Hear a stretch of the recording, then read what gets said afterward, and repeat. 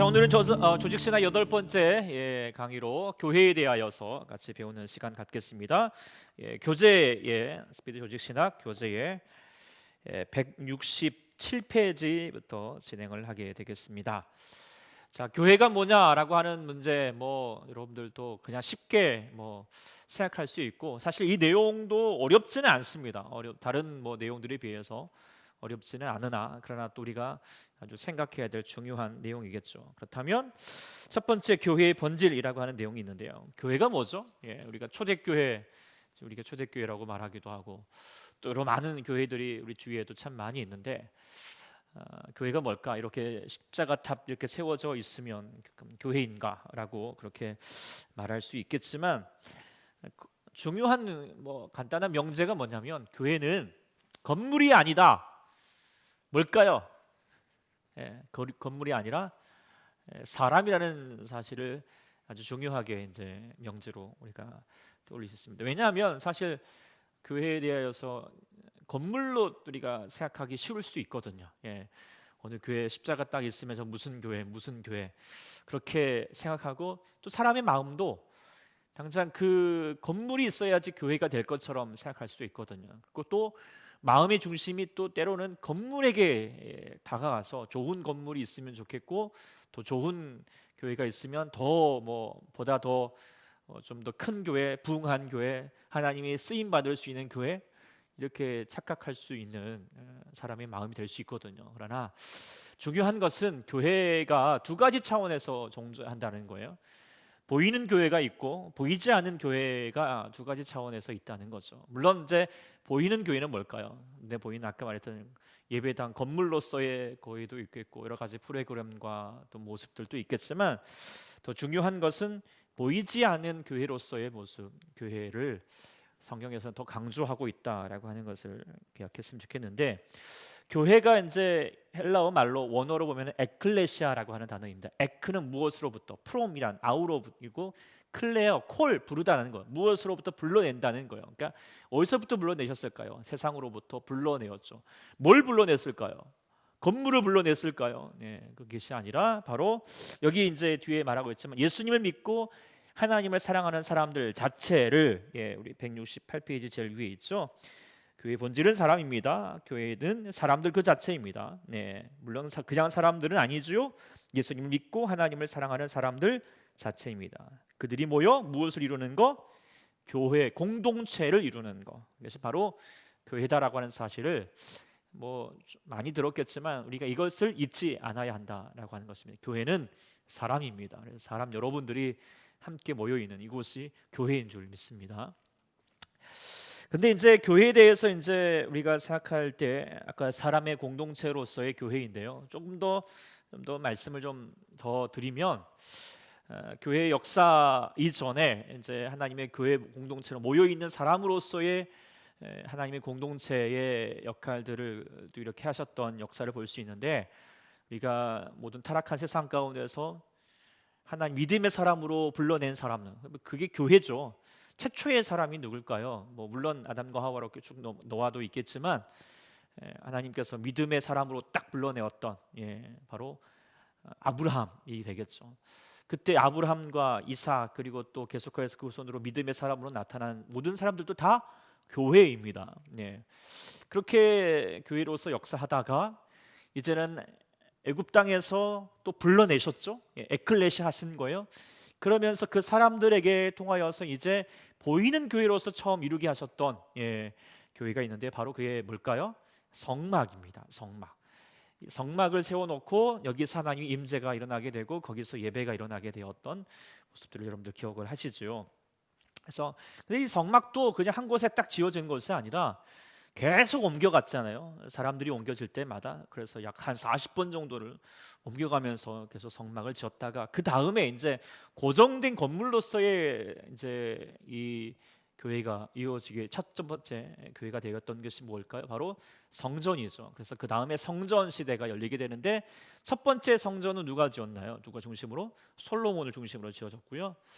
근데 그 다음에 이제 우리가 중요한 것은, 이게 또 무너지고 포로로 잡혀서 다시 돌아와서 이 스룹바벨 성전이 또 세워졌고 또 성전이 또 무너졌다가 나중에는 이제 헤롯이 나중에는 또 성전을 짓는 그런 모습들이 있게 됐는데 사실 이제 이게 엄청 화려하고 엄청 좋은 걸로 이렇게 지어졌지만 하나님은 뜻을 이 보이는 교회로서의 마음들을 두지 않으셨어요. 차라리 더 보이지 않는 교회로서의 목표를 감당했으면 좋겠는데 사람의 마음이 당장 눈에 보이는 게 더 마음이 끌리거든요. 그래서 거기에 두 중심을 들이고 더 거기에 마음을 빼앗기다가 보이지 않는 성전으로서 보이지 않는 교회로서 역할을 무너지게 되었죠. 그래서 예수님께서 이 성전을 향하여서 하셨던 말씀 중에 뭐였습니까? 너희가 이 성전을 올라 내가 사흘 만에 다음에 일으키겠다라고 하는 말씀도 하셨죠. 그래서 이 성전을 헐라라고 말할 때 물론 보이는 성전을 헐라라는 거예요. 그리고 사흘 만에 일으키겠다라고 하는 그 성전은 어떤 성전입니까? 바로 예수님 자신이 성전 되어 주셔서 사흘 만에 다시 부활하심을 통하여서 예수님이 성전 되시겠다라고 하는 것을 이야기해 주셨어요. 그러면서 다시 우리에게 참된 예배 그리고 성전으로서의 기능을 얘기하실 때 우리가 잘 아는 요한복음 4장 말씀에 사마리아 여인에게 하셨던 말씀이 있죠. 자, 우리가 어디서 예배해야 됩니까? 저 글심산에서 예배해야 됩니까? 아니면 예루살렘에서 예배해야 됩니까? 어디에서 예배드려야 됩니까? 어느 장소입니까? 어느 장소에 보이는 곳이 어느 보이는 전에서 나가야 됩니까? 근데 이게 중요하지 않다. 이 산에서도 말고 예루살렘도 말고 너희가 아버지께 예배할 때가 이러는데 그걸 뭐냐? 아버지는 자기에게 어떤 사람 무엇을 찾습니까? 건물을 찾지 않습니다. 뭘 찾죠? 예배하는 사람을 찾겠다는 거예요. 그리고 그 예배하는 사람이 영과 진리로 예배하게 될 때 그곳이 하나님과 교통할 수 있는 하나님의 전으로서 역할, 교회로서 역할을 이루게 되는 것이죠. 그를 통하여서 이제 나중에 예수님께서 믿음의 고백을 통하여서 교회를 세우시고 사도행전에 이제 교회로서 출발을 하게 되었는데 이 교회로서 출발을 하게 될 때 사람들이 교회 건물을 짓지 못했어요. 지을 수도 없었어요. 짓지도 않을 뿐만 아니라 지을 수도 없었죠. 그래서 사도행전의 그 초대교회에는 보이는 건물은 없었지만 하나님이 원하셨던 진정한 교회로서의 역할을 태동하게 되었다라고 하는 것을 생각해 보면은 교회는 결국 건물로서의 모습이 중요한 것이 아니라 사람 공동체로서의 교회라고 하는 것이 보다 더 본질적인 교회라고 하는 사실들을 볼 수 있게 된다 생각하게 됩니다. 이제 그 밑에 보면은 이제 168페이지 뒤에 보면 이제 성경은 교회에 대한 여러 가지 그림, 교회에 대한 이미지들을 보여줍니다라고 하는데요. 먼저는 성부, 성자, 성령 하나님에 대하여서의 그 이미지들을 이제 이야기해 주고 있습니다. 첫 번째로는 성부 하나님을 생각하여서 성부 하나님이 우리 아버지로서 있으니까 교회는 뭘까요? 그러면 사람들이니까 사람으로서 아버지 안에서 우리는 뭡니까? 우리는 가족이다라고 말할 수 있을 것입니다. 그리고 여러분과 저희의 관계는 뭐라고 부를 수 있죠? 형제 자매다라고 서로 형제님 자매님. 사실 이게 더 교회로서 좋은 것 같아요. 뭐 직함 집사님 장로님 근데 교회가 이런 또 역할들이 있으니까 하지만 하나님 안에서 봤을 땐 다 형제 자매이다라고 하는 것을 이야기하고 있죠. 그래서 그 하나님의 자녀로서 가족으로서 있다는 것이 얼마나 대단한 특권이다라고 하는 사실 우리가 깨달아야 하겠죠. 그래서 우리는 뭐 여기서 두 아버지가 있다 뭐 이렇게 얘기했는데 어쨌든 우리는 하늘 아버지 안에서 우리는 귀한 공동체로 서 있고요. 두 번째는 성자 예수님과의 관계 속에서 봤을 때 뭐라고 돼 있죠? 뭐라고 돼 있습니까? 성자 예수님의 우리는 신부이다라고 하는 단어를 썼어요. 이것도 얼마나 참 귀하입니까? 교회는 신부로서 특히 요한계시록 보면은 교회를 지칭할 때 신부 그리고 여성으로서 많이 지칭을 합니다. 그래서 사실 이제 뭐 독일어가 제가 독일어만 배워가지고요. 제가 이태리어인지 모르겠는데 하여튼 독일어에서 보면은 여성, 남성, 중성이 있거든요. 그때 교회를 여성 명사로 쓰더라고요. 하여튼 재밌었는데 어쨌든 교회는 여자가 많아서 교회에 여성을 쓸까요? 하여튼 중요한 것은 신랑 대신 예수님의 신부로서 있다라고 하는 사실들을 기억하게 되는데 근데 신부로서 가장 중요한 덕이 뭘까요? 물론 예뻐야겠고 모양도 잘 꾸며야겠다 뭐 그것도 들지만 더 중요한 것은 뭐죠? 정절과 순결이라고 하는 것을, 교회로서 이거를 역할을 잘 감당하는 것이 중요하죠. 정절은 뭡니까? 이렇게 타락되지 아니하고 또 이렇게 막 욕되지 않고 오직 예수님만 바라보는 마음 가지는 것이겠죠. 성령 하나님과의 관계 속에서는 뭐라고 얘기합니까? 전이다. 먹는 전이 아니라 성전으로서의 전, 집전자라고 쓰는데요. 하나님이 거하시는 곳, 거하는 곳을 전이라고 말하죠. 근데 거한다, 성령님이 거하려면 어떻게 될까? 성령님은 아무 곳에서나 거하시는 것이 아니라 성령님은 하나님이 있으니까 그 하나님은 어느 곳에 거할 수 있죠? 거룩한 곳에 거하여진다라고 하는 것입니다. 그래서 그 거룩함을 이루시기 위해서 성령님께서 우리에게 말씀을 가르쳐 주시고 깨닫게 해주시죠. 그래서 그 말씀을 통하여서 우리는 하나님의 거룩하심을 닮아갈 수 있게 하시는, 우리 교회는 성령님의 전이 되어야 된다. 그래서 정말 다른 곳은 몰라도 교회에 오면, 야, 하나님이 어떤 곳이지?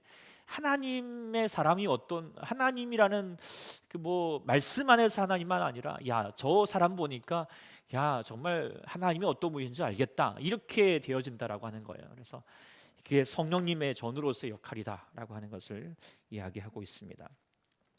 그리고 이제 이 세 가지, 성부, 성자, 성령 하나님의 역할을 아울러서 설명할 수 있는 단어, 그것을 또 가장 중요하게 또 교회로서 말할 때, 특별히 교회로서의 가장 중요한 성경의 내용을 어디가 있죠? 바로 예배소서에 있거든요. 그 예배소서에서 계속 많이 강조하고 있는 단어가 있어요. 교회는 뭐다? 바로 예수 그리스도의 몸이다라고 하는 사실들을 이야기하고 있어요. 그래서 이거를 가르쳐서 몸인데요, 물론 이 몸뿐만 아니라 교회의 머리도 누구냐? 몸에서 가장 중요한 역할, 물론 다 중요하죠. 머리는 뭐죠? 바로 예수님이고, 그 안에서 손과 발 모든 이렇게 부위를 차지하고 있는 사람들이 바로 여러분들이다, 성도들이다라고 해서 교회는 바로 예수 그리스도의 몸이다라고 하는 걸로 또 비유하기도 하죠. 또 이 밖에도 이제 뒤에 뭐 얘기합니다. 하나님 나라의 백성으로서의 교회도 있고요. 백성으로서 우리도 우리나라 백성으로서 살다 보면은 특권도 있고 의무도 있잖아요. 백성으로 누릴 수 있는 것도 있지만 또 해야 할 것도 있죠. 하나님 나라의 백성으로서 우리가 또 받을 수 있는 하나님의 보호하심과 인도하심, 사랑, 또 구원받음, 뭐 여러 가지 하나님의 성령님의 우리 안에서 도우심 있겠지만 또 의무도 해야 되죠. 우리가 성도로서 해야 될 마땅한 본분, 하나님의 법, 율법, 말씀, 또 교회로서 우리가 감당해야 될 여러 가지 내용들, 모든 것 하나님 백성으로서 이루어야 될 또 우리가 의무도 생각을 해야 됩니다. 그래서 교회를 공동체 이루기 위해서는 또 교회로서 같이 또 함께 봉사도 하고요, 또 노력도 하고요, 또 같이 11조 또 헌금 생활도 같이 하고 또 같이 또 교제도 하고 그런 모습들이 이루어야겠죠. 또 하나님의 양물이다 이런 말도 있죠. 우리 양물이고 우리 하나님은 우리의 선한 목자 되어 주신다라고 하는 것이고, 또 진리와 기둥의 터 위에 서임을 받았다라고 예수님 복음 위에 서 있고요. 하나님의 군대다, 또 구원의 방주다, 뭐 이렇게 계속하여서 교회에 대한 이미지를 얘기하는데, 이렇게 이미지를 좀 떠올리면 교회가 무엇인가를 조금 더 이렇게 쉽게 이해할 수 있으리라고 생각합니다. 두 번째, 이제 교회가 그 다음 장 이제 171페이지 교회가 하는 일에 대한 내용이죠. 하는 일, 다른 말로 말하면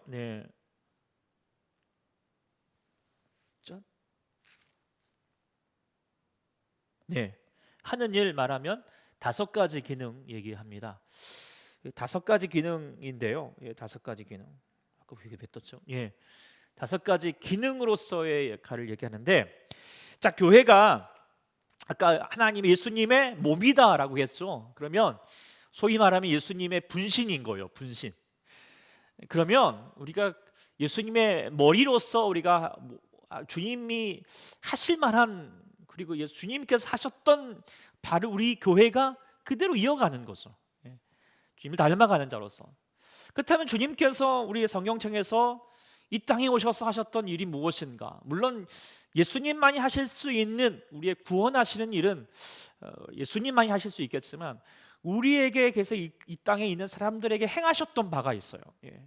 그 백성들에게 하셨던 바가 있죠. 그것을 가리켜서 특별히 마태복음 9장 35절 36절에 이거는 우리가 기독년 예수 그리스도에 대하여서 배울 때 이 말씀을 묵상을 했습니다.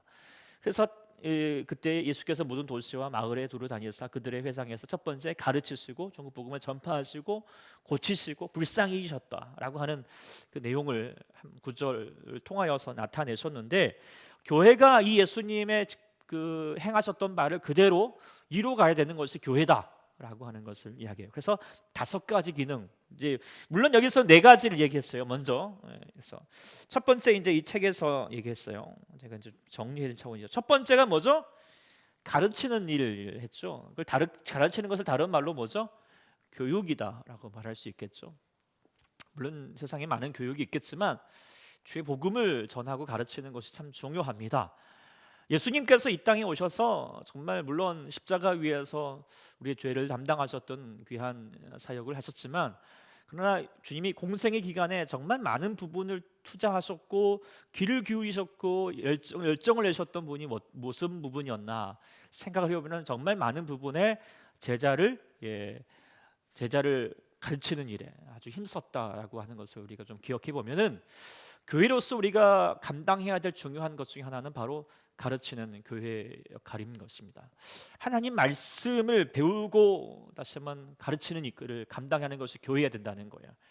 그래서 교회 예수님 하셨던 일이 제자 되고 제자 삼는, 이게 어찌 보면 예수님의 상해에서 가장 중요한 부분 중에 하나인데 마찬가지입니다. 그래서 교회로서 지금 여러분들이 가르치는 일에 또 교회가 열심히 힘써야 되겠고, 또 성도들은 뭐 하는 일에 힘써야 될까요? 배우는 일에 또 힘써야겠죠. 근데 배우고서 끝나지 않아야 돼요. 또 여러분들 또 뭐 하셔야 돼요? 누군가를 향해서 가르치는 일에 또 감당할 수 있는 자가 되는 것이 교회로서의 아주 중요한 역할입니다.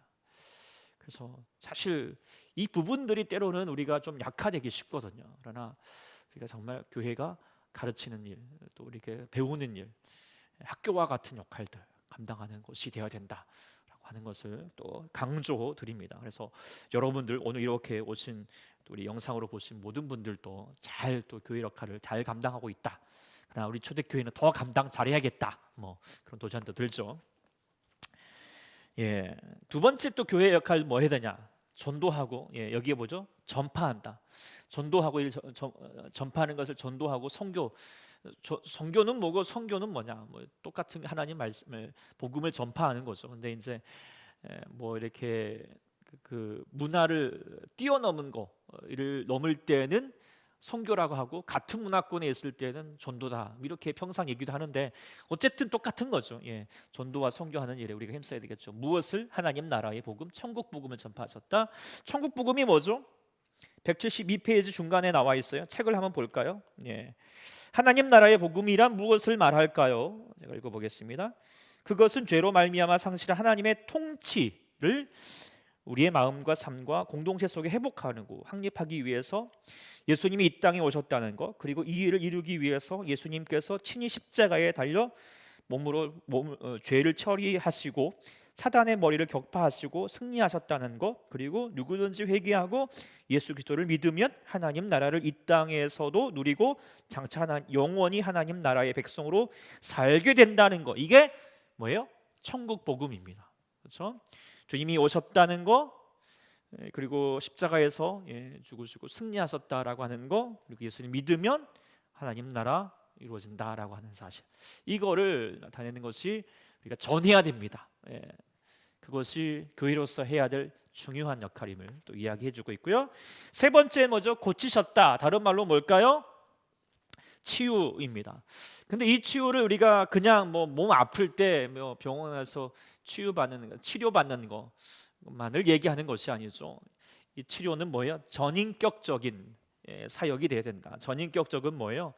몸의 아픔만 아니라 마음의 아픔, 또 영의 아픔, 영혼의 아픔, 또 전체적인 사회적인 어떤 기능으로서의 공동체로서의 아픔들 많잖아요. 우리가 몸의 아픔만 중요한 것이 아니라 하나님의 마음은 또 우리에게 정말 우리가 불쌍히 여기는 마음. 그래서 교회가 그들을 치유하는 사역들을 감당해야 된다는 것입니다. 그래서 연약한 분들을 향하여서 우리가 또 치유하는 사역들, 돌보는 사역들, 또 요즘은 뭐 몸이 또 마음이 더 힘든 사람들, 가정이 깨어진 얼마나 그런 많은 공동체가 있어요. 그런 가정들을 또 회복하고 치유하는 일에 참 힘써야 합니다. 그래서 그 치유하기 위해서 가장 중요한 것은 예수님처럼 국률한 마음을 가져야겠죠. 예, 국률한 마음을 갖는 자 되는 것이고, 물론 또 그 다음에서 치유에서 더 또 나아가면 뭡니까? 바로 불쌍히 여기는 구제와 국률의 구제의 사역들도 함께 감당해야 된다라고 하는 것을 또 이야기합니다. 그래서 교회 사역 중에서 여러 가지 많은 봉사 사역, 사회 사업들도 마찬가지로 하는 것도 교회로서 해야 할 중요한 역할입니다. 우리 초대교회도 더 그런 역할을 좀 더 감당했으면 좋겠다 생각하는데, 우리가 이 모든 것들도 잘 이루어가면 한 단계 한 단계 가겠고요. 그러나 이제 여기 네 가지 사역에서뿐만 아니라 교회로서 가장 또 중요한 거 뭘까요? 바로 예배입니다. 예배. 그렇죠? 그 예배를 뭐라고 말하냐면 이 모든 것을 가능케 하는 본질적인 힘이라고 했어요. 그러니까 이 교육이나 전도, 선교나 치유나 국률, 구제하는 게 정말 해야 할 일인데, 이게 하려고 그래도 힘이 없으면 못 하잖아요. 여러분들이 아무리 직장에서 뭐 일을 하고 싶어도 힘이 없으면 못 해요. 그 힘을 어디서 땄나요? 여러분들은 밥 먹으면서, 또 집에서 쉬면서 공급받아서 직장에 가잖아요. 교회도 마찬가지. 이 모든 일을 잘 감당해야 되는데, 이 감당하려면 뭐가 필요해요? 공급 어디서 받아야 돼요? 예배를 통하여서. 하나님의 본질적인 힘을 얻는 시간이 바로 예배입니다. 그래서 참된 예배를 드리게 되면 이 모든 일들을 우리가 또 잘 감당하게 된다라고 하는 것이죠. 그래서 교회로서 우리가 반드시 해야 될 5가지 기능, 이 5가지를 그러니까 잘 균형 있게 잘 감당해 가야 된다라고 하는 것이고요. 초대교회도 그런 교회 역할들을 잘 감당하는 교회가 될 수 있도록 여러분들 많이 기도해 주시고 힘써 주시기를 소망합니다. 네. 그리고 그 다음에 이제 교회가 교회되게 하는 특징이 뭐냐, 이거를 이제 이야기하는데요. 이거를 다른 말로 4가지 속성이다라고 말해요. 특징하면 속성, 특징이다라고 먼저 볼 수 있어요. 4가지 속성을 얘기하는데요. 이게 이제 이 사건을 이야기해서 뭐라고 했죠? 우선 초대교회와 교부 시대 때 걸쳐서 교회가 교회되게 하는, 이게 이제 지금 시대 때 이렇게 확정됐던 것이 아니라 처음에 이제 교회가 사도행전의 교회가 되고 그 다음에 이제 교부 시대가 되잖아요. 이제 완전히 공인되기 전까지. 그래서 여러 가지 많은 교회 단체들이 생겼는데, 우리 교회가 뭘까? 이에 대해서 같이 얘기하면서 그때 사도들이 교회는 여러 가지 4가지 특징을 가지고 있어야 돼라고 그렇게 얘기했어요. 첫 번째가 뭐냐면, 이게 이제 우리 지금 현재로서는 많이 가난할 수 있겠지만 그래도 교회로서의 본질로서 아주 중요한 4가지 속성인데요. 첫 번째 뭐였죠? 통일성이에요. 통일성은 뭐죠? 한마디로 말하면 다양하지만 한 몸인 거예요. 각각의 지역마다, 문화권마다 언어도 다를 수도 있고요. 여러 가지 뭐 모양도 다를 수 있고, 아프리카에 있는 교회가 다르고 아시아에 있는 교회가 다를 수 있어요. 거기서 아프리카에 있는 교회 우리 여러분들 가보셨어요? 안 가보셨죠? 우리 가봤을 때 그 예배가 아주 그냥 우리가 보기에는 뭐 이게 예배야? 막 그럴 생각도 들어요. 막 와가지고 얼마나 막 이렇게 춤을 추면서 아빠빠빠빠 이렇게 하면서 하는데 뭐 그렇지만 뭐예요? 그것도 다 하나님 보시기엔 다 교회죠. 그래서 교회 다르지만 뭐예요? 하나님 안에서 통일되어 있고 한 몸으로서 그를 감당하는 것이 교회다라고 하는 것을 이야기하고 있고요. 그렇지만 통일되어야 된다, 한 몸이 되어야 된다라고 하는 거예요. 다 똑같다. 또 두 번째는 뭐였죠? 거룩함이다. 이 거룩함을 가졌다는 것은 연약하죠. 물론 교회는 그 죄인들의 모임이에요. 중간에 이렇게 말해요. 죄인들은 뭐예요? 연약해요, 실수해요, 부족해요, 서로 상처 주기도 해요. 그러나 뭐해요? 그러나 그럴지라도 뭐해요? 하나님 안에서 거룩함으로 이렇게 구별되기 위해서 하나님 불러셨사오니 우리는 그 거룩함을 위해서 나가는 거예요. 교회가 세상하고 똑같아져서는 안 된다는 거예요. 뭔가 좀 거룩함을 하나님의 뜻을 이루어야 된다라고 하는 것이 교회고요. 그 다음이 뭐죠? 보편성이에요. 좀 어려운 말일 수도 있겠지만 뭐예요? 중간에 나오죠. 보편성이란 모든 교회가 공동으로 합의할 수 있는 보편적인 진리 곧 또는 복음이 교회의 기초가 된다라는 거예요. 그러니까 뭐 교회 뭐 십자가만 세워놓고 여기는 뭐 예수님 믿고 저기는 뭐 딴 거 믿고 뭐 막 또 여기는 예배 막 이렇게 드리고 저기는 이렇게 드리는 것이 아니라 오직 주님께서 성령을 통하여서 낮춰졌던 그 복음 속에서 세워져야지, 그게 보편으로 되어야지 교회됨이라는 거예요. 그것이 이고요. 네 번째는 뭐예요? 사도성입니다. 사도성은 뭐냐면 사도들이 전한 복음의 더 위에서 우리가 그래서 사도신경을 예배 때마다 우리 고백하는 건 뭐냐면, 사도들은 예수님을 경험했던 사람들이에요. 그 예수님을 경험했던 자들이 예수님을 향하여서 고백하였던 내용이거든요. 그래서 나는 전능하신 하나님 아버지를 내가 믿사오며 그의 아들 우리 주 예수 그리스도, 그 내용들의 고백이거든요. 우리들도 교회가 그 사도들의 고백을 닮아서 우리가 믿고 그 믿음 속에서 교회를 세워간다는 거예요. 그래서 예수님께서 베드로를 부르셨을 때 뭐라고 고백을 했나요? 주는 그리스도시요 살아계신 하나님의 아들이시니이다 라고 그렇게 고백했어요. 그때 베드로에게 예수님 말씀하셨죠. 너 믿음 위에 내가 너 반석 위에 교회를 세우겠다라고 말씀하셨어요. 그러니까 베드로라고 하는 사람이 아니라 그 믿음의 고백 위에, 그러니까 사도들 최초의 사도가 바로 베드로거든요. 그러니까 그 이후에 계속해서 우리의 사도들로서 그 고백을 닮아서 세워지는 교회가 바로 교회다라고 하는 것을 이야기하고 있습니다. 네. 근데 이제 이거 교회가 교회되게 하는 이게 첫 번째 이제 사도들의 시대와 이제 교부들의 시대 때에는 이 이제 네 가지 속성이 이제 잘 유지가 되고 있는데, 그 다음에가 이제 중세 시대, 카톨릭 시대 교회가 되었어요. 근데 그때부터 교회가 좀 이상하기 시작한 거예요. 예. 그러면서부터 이제 교회가 뭐지? 이런 고민들을 가지게끔 해버렸어요. 그래가지고 그에 대해서 정점을 딱 찍었던 게 뭡니까? 바로 1537년에 종교개혁 시대 때였거든요. 야, 이 카톨릭 보니까 교회가 교회냐? 이런 고민이 생기게 된 거죠. 그러면서 다시 얘기하겠던 건 뭐냐면, 그러면 교회로 교회되게 하는 표지들이 있다. 이게 표지가 뭐냐면, 어떤 것이 진짜인지 어떤 것이 참인지 이게 좀 알아야 되는데, 구분이 돼야 되는데, 뭐가 정말 있어야지 교회지? 이거를 이제 얘기하게 되는 거.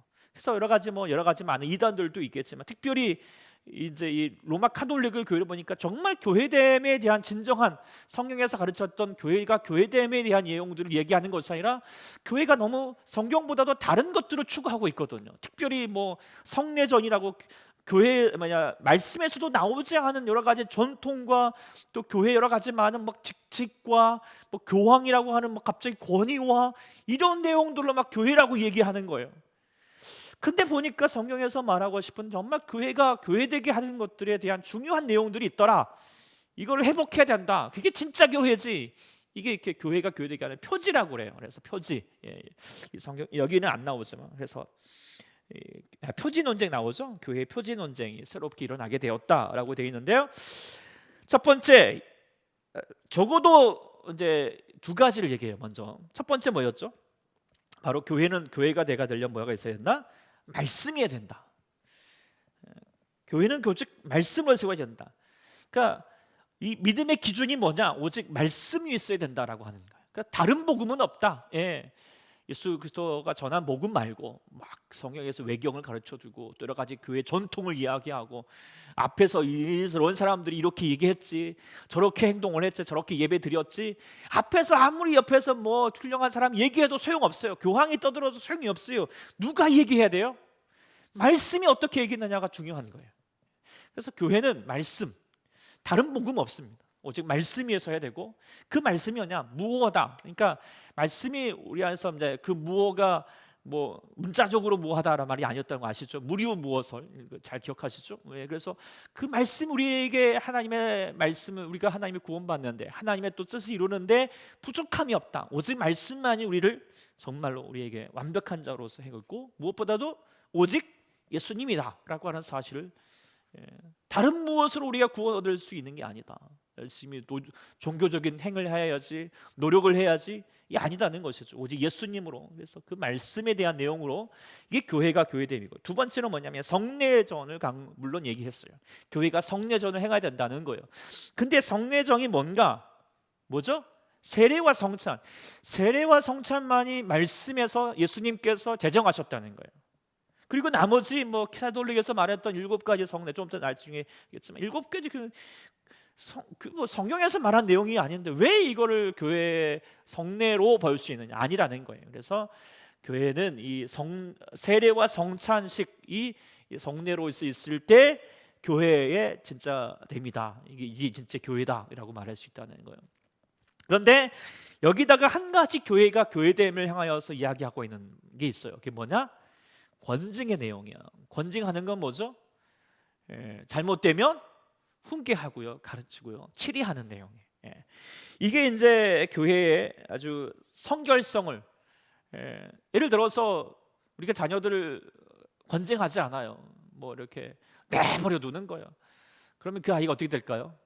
물론 이제 하나님 은혜로 잘 살 수도 있겠지만 애는 망가집니다. 하여튼 그러니까 교회는 여전히 죄인들의 모임이기 때문에 교회가 그대에 있어서는 안 된다. 그래서 성결성을 유지하기 위해서 권쟁을 해야 된다. 그리고 성경에서 이 권쟁을 많이 이야기합니다. 그래서 우리가 사도행전 지금 우리가 데살로니가 후서도 보잖아요. 데살로니가 후서 3장 14절 이런 말씀. 누가 이 편지에 우리 말을 순종하지 아니하거든 그 사람을 지목하여 사귀지도 말고 그로 하여금 부끄럽게 하라. 근데 물론 이제 그 14절은 원수같이 생각하지 말고 권면하여라 이렇게 하기도 하지만 어쨌든 예수님도 보시면 누군가가 이렇게 막 죄를 지었어요. 그러면 가가지고 계속 삭들득 해가지고 뭐 하여튼 교회로서 같이 연합할 수 있도록 하고 두 차례 연합할 수 있도록 하고 이른변에 7번까지 용서는 하지만 그래도 회개하지 않으면 뭐예요? 그걸 이방인처럼 세길처럼 여겨버려라. 그만큼 권증이라는 부분이 필요하다는 거예요. 맨날 은혜 하는 것만이 교회는 아니다라고 그렇게 얘기를 했어요. 그런데 이제 이 세 가지 차원에서 얘기했지만 이제 사실 루터나 칼빈은 이 두 가지만 강조했죠.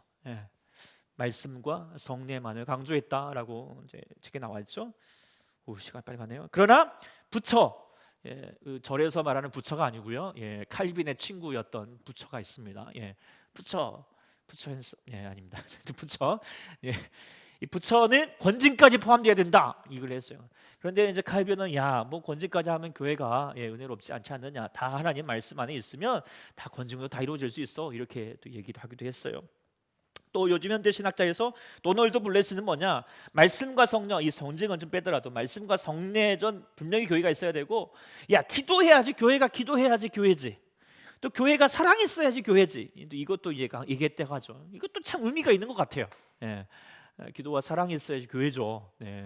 기도도 안 하면서 무슨 교회가 되겠느냐, 뭐 이런 내용도 분명히 있죠. 그런데 이것도 기도와 사랑도 다 뭐예요? 말씀에 포함될 수 있죠. 그래서 교회의 가장 중심은 뭐가 있어야 되느냐? 말씀이에요. 말씀이 빠져버리면 교회는 교회로서의 역할을, 교회됨을 이룰 수밖에 없다는 거예요. 가장 중요한 거예요. 그러니까 왜 이거냐면 사람들이 교회에 말씀을 내놓고 뭐 여러 가지 뭐 예언, 막 여러 가지 집회, 또 여러 가지 뭐 찬양, 또 아니면 여러 가지 전통, 여러 가지로 많은 걸로 막 교회라고 이렇게 얘기할 수 있겠지만 말씀이라고 하는 중심이 빠져버리면 안 된다는 거예요. 그래서 그러니까 말씀에 힘쓰는 그게 교회의 됨을 이룬다라고 하는 것을 기억하자라고 하는 거죠. 그래서 여기서 그 177페이지 마지막 줄이 나오죠. 엄밀히 말해서 하나님 말씀이 순수하게 선포되고 수용되는 교회라면 그 교회는 필요 없고 기도하는 교회고 사랑이다. 하여튼 성경에 근거하는 모든 말씀 하여튼 된다 얘기했습니다. 그다음 내용이 이제 성례는 뭘까? 이제 교회 중간에 말씀에 대한 내용은 우리가 이제 이미 말씀 성경론 이거에 대해서 우리가 첫 번째 시간으로 우리가 좀 배웠죠. 그러니까 이제 다시 말씀 뭐냐라고 대해서 얘기할 필요는 없겠지만 성례전은 또 이제 좀 약간 낯선 경험이 단어가 될 수 있어요. 물론 잘 아시면 알겠지만 성례가 뭐지? 성례 거룩한 예식, 사크라멘토라고 그렇게 멘트라고 그렇게 되어 있는데요. 세크라는 바로 거룩함이라는 뜻입니다. 근데 이 정의를 이렇게 어거스틴이 말했습니다. 눈에 보이지 않는 하나님의 은혜를 눈으로 볼 수 있게 하는 사인이다. 이게 이제 그 성령이죠. 물론 말씀으로서 우리가 이제 그 하나님 말씀을 이제 우리가 알지만 뭐 예를 들어서 우리가 라디오만을 통하여서는 좀 이렇게 뭔가 설득력 있게 이렇게 와닿기보다도 뭔가 딱 보이게끔 시청적으로 좀 시각적으로 다가와지면 더 뚜렷하게 백문이 불여일견이다라고 하는 것처럼 분명하게 딱 보여짐을 통하여 시각적으로 우리에게 착 받아들일 수 있게 하는 거, 그게 이제 바로 하나님의 은혜를 딱 눈에 볼 수 있게끔 하는 차원, 이게 두 가지 성경에서 이야기하고 있습니다. 그것을 이제 있는데, 근데 이제 여기서 먼저 좀 생각해봐야 될 것이 그 성례 중에서 이제 카톨릭에서는 7가지 성례가 있다라고 아까 말씀을 드렸잖아요. 여기서 이제 좀 더 말씀을 한번 해보면 카톨릭에서 지금 천주교에도 7가지 성례가 있어요. 어떤 성례가 있냐면 첫 번째는 성세 성례. 성세 성례는 뭐냐면 이제 이거는 똑같은 거예요. 우리가 세례예요. 세례. 세례. 견진 세례는 세례 받고 난 다음에 이제 성령님이 너희에게 임하고 네가 하나님의 군사로서 설 수 있어야 된다. 그러기 위해서 이제 막 성경 이제 또 시험 보고요. 세례도 또 시험 봐야 돼요. 아주 천주교에서는 시험 많이 봐요. 네. 여기서 한번 시험 받을 것 같은데요. 이 우리 조직 신학 보고 한번 시험 볼까 싶어요. 네. 성례는 아닙니다. 그 대신 네. 성례는 아니지만 네. 여튼 이제 여기서 시험 보고 나서 안수를 해주면서 견진, 네가 진짜 이제 성도야 이렇게 해주는 거예요. 그 다음에 이제 혼인할 때도 혼인 성사를 하게, 이것도 성사로 보겠고요. 그 다음에 병자들을 향하여서 종부 성자 하게 되고, 그 다음에 이제 그 사제 또 부제 뭐 이렇게 이제 좀 관직 이렇게 뭐 신부가 되긴다든지 뭐 이렇게 될 때, 그 다음에 신분 선사를 하게 되고, 이건 아시죠? 유명한 거 고백 성사라고 하고 고해 성사라고 하죠. 죄를 이렇게 고하면 이렇게 용서해 주는, 이렇게 그걸 하게 하고, 마지막은 성체야, 죽을 때, 죽음 전에 다시 그가 하나님 나라로 간다, 잘 가라, 이렇게 이제 성체 성사를 해야지 그 사람이 천국 간다라고 얘기해줘요. 그래서 이 타이밍을 놓치면 안 돼요. 어쨌든 근데 물론 이제 어떤 의미인지는 알겠지만 성경에서 굳이 강조하지 않았는데 이거를 너무 교회 전통으로서 이거를 성경보다도 더 중요하게 여겨. 그래서 이거 하지 않으면 하나님의 성도로서 이룰 수 없다, 뭐 이렇게까지 강조하게 된다는 거예요. 그래서 이게 바람직하지 않죠. 성경에서 말했던, 예수님께서 말씀하셨던 성례, 하나님이 세우셨던 예식은 뭐였냐? 꼭 두 가지였죠. 세례와 성찬이었다라고 하는 것을 보여주고, 첫 번째는 세례를 봅시다. 세례는 뭐죠? 잘 아시겠지만 물에 잠겼다가 있는 것처럼 예수님도 세례를 받으셨고요, 또 세례를 주시기도 하셨죠. 그 의미가 뭡니까? 바로 죄 사함. 물이 뭐예요? 씻는 거죠. 우리들 또 요즘 다이러스 때문에 집에 가가지고 물로 씻어요. 물로 씻는 것처럼 죄를 씻는 거고, 또 물에 들어갔다가 잠겼다가 나오는 거니까 뭐요? 다시 거듭났다, 태어났다, 중생하였다. 옛사람은 죽고 우리가 하나님 안에서 새로운 사람으로 거듭났다라고 하는 거듭남의 의미고, 더 나아가면 거듭남을 통하여서 그리스도와 예수 그리스도와 연합하는, 그래서 십자가 위에서 갈라디 2장 20절은 십자가 위에서 내는 죽고 주님으로 다시 내가 삶을 통하여서 내가 내 안에 이제는 내가 사는 것이 아니라 내 안에 예수님, 나를 살리신 예수님으로 살아가는 것이다 라고, 예수님의 연합의 사건으로 세례를 볼 수 있습니다. 근데 이제 세례의 방식에 대하여서 이제 여러 가지 뭐 분분할 수 있죠. 그러니까 살수는 뭐죠? 좀 그냥 이렇게 나오는데 그냥 문자를 썼어요. 살수는 뭐 뿌리는. 그래서 이제 지금 우리 장로교 저희도 살수 세례식을 합니다.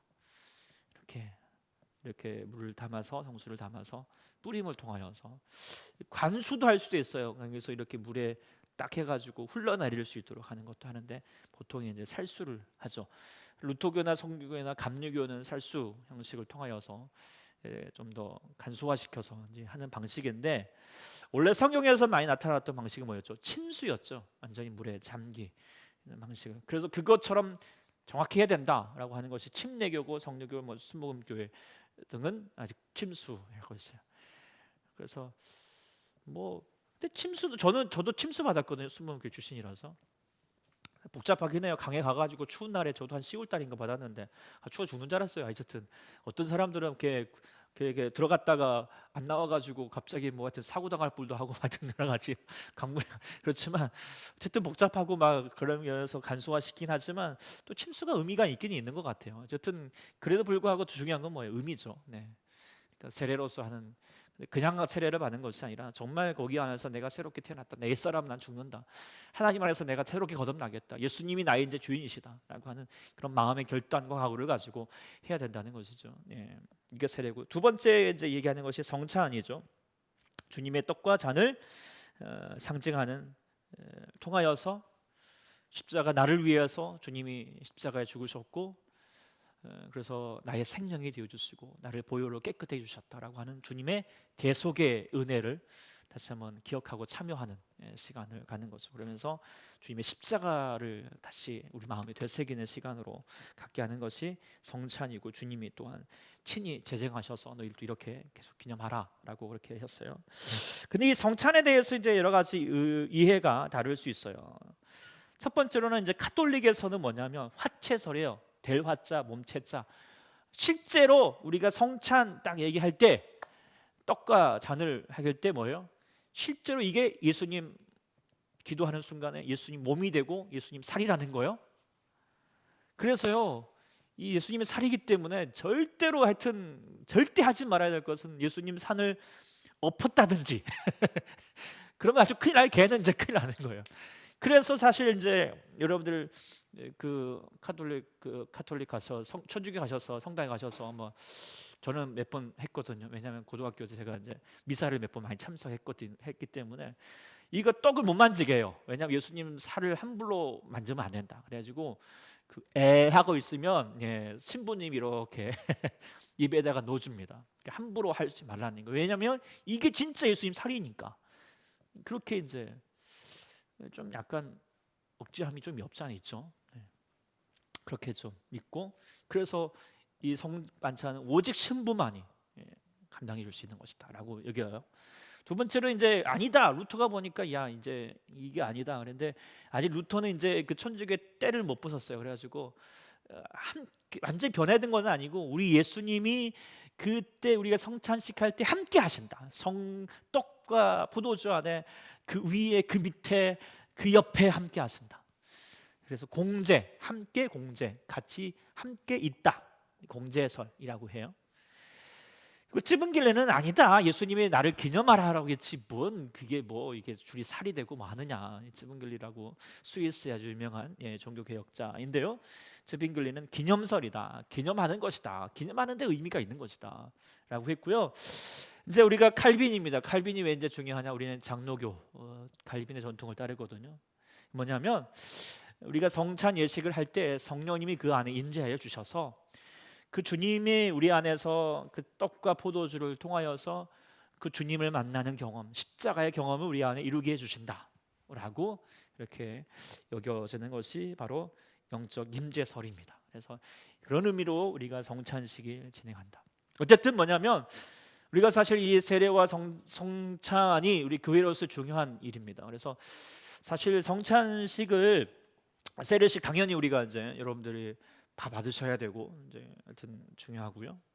또 하나는 성찬식도 자주 해야 됩니다. 근데 저희가 이제 2달에 한 번씩, 되도록이면 저는 2달에 한 번씩은 하자라고 그래서 자주, 원래는 이제 제가 전에 예배학 때 배웠을 때 적어도 교회가 한 달에 한 번 하자 해라라고 그렇게 권유하기도 했어요.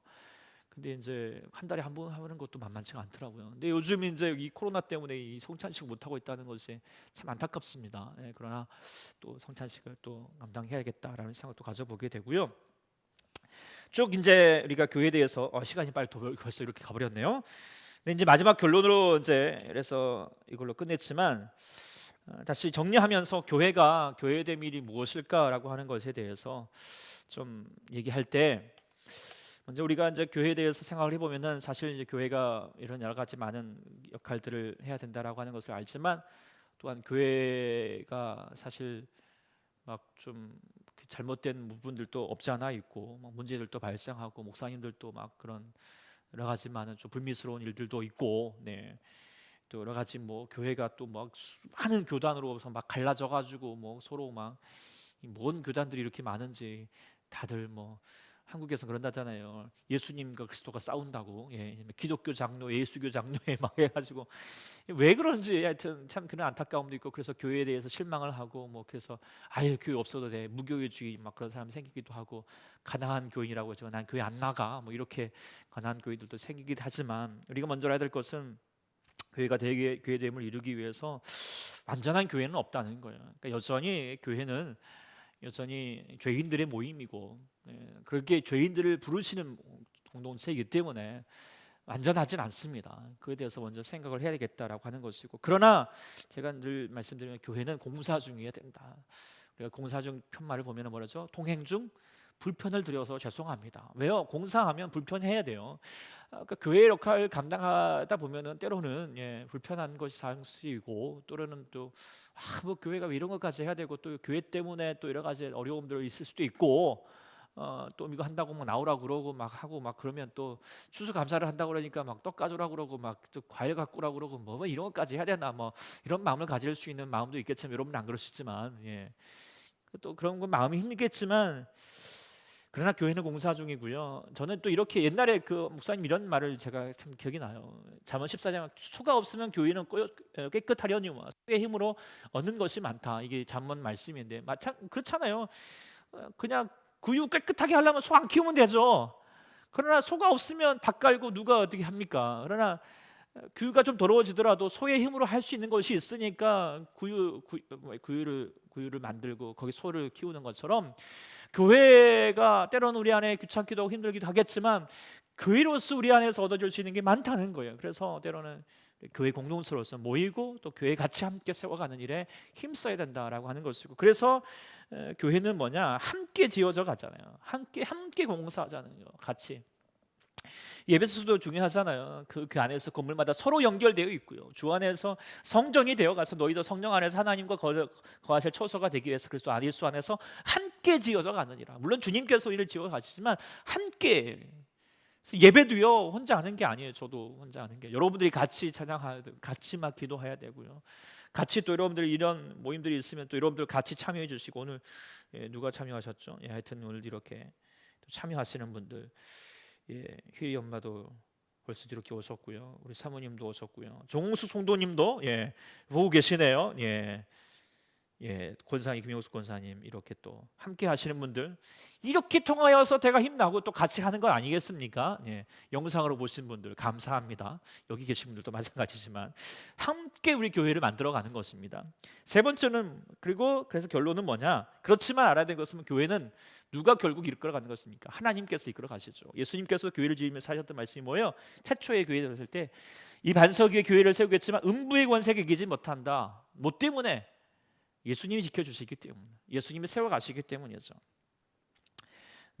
그래서 우리가 교회는 함께 지어져가는 공동체로 있었다라고 하는 사실을 기억하면서, 우리가 교회가 교회되게 하려면 아까 말씀드렸던 교회 역할들, 기능들, 또 표지들, 이런 것들을 같이 기억하고 같이 우리가 어떠한 일을 해야 될 것인가, 특별히 우리가 교회는 말씀이 중요하다라고 하는 사실을 꼭 잘 기억하여서 그 모든 것을 잘 이루어갈 수 있는 저희가 될 수 있기를 소망합니다.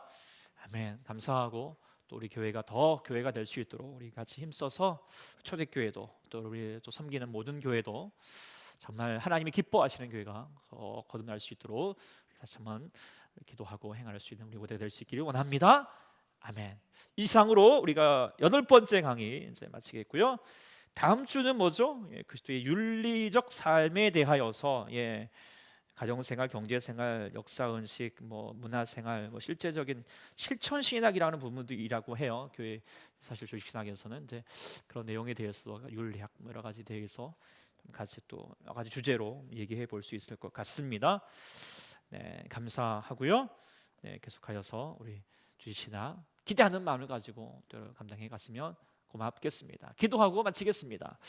하나님 아버지, 오늘 또 주님, 우리가 같이 교회론에 대해서 같이 공부하는 시간을 가졌습니다. 많은 교회들이 있겠지만, 그러나 아버지, 우리가 정말 주님께서 기뻐하시고 원하시는 교회로 되기 위해서, 우리가 건물을 짓고 여러 가지 많은 또 프로그램을 감당하는 것보다도 우리가 정말 주님께서 원하셨던 참된 교회로서의 부르심을 감당하는 우리 모두 하나님의 교회로서의 사람들 되게 하여 주시옵시고, 그를 통하여서 특별히 우리 초대교회뿐만 아니라 모든 교회들이 정말 하나님의 기쁨이 될 수 있는 교회가 될 수 있도록 붙잡아 주시옵소서. 간구하며 감사드리며 예수님의 이름으로 기도드립니다. 아멘. 감사합니다. 모두 감사합니다.